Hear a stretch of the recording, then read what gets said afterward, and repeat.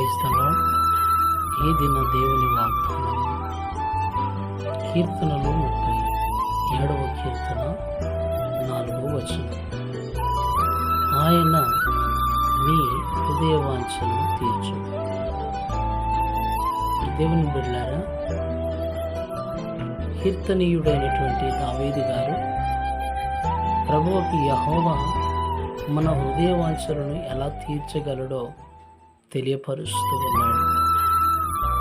ఆయన జీవితంలో ఆయన హృదయ వాంఛలను తీర్చిన దేవుడు మన హృదయ వాంఛలను కూడా తీర్చగలడు అని చెబుతూ ఉన్నాడు.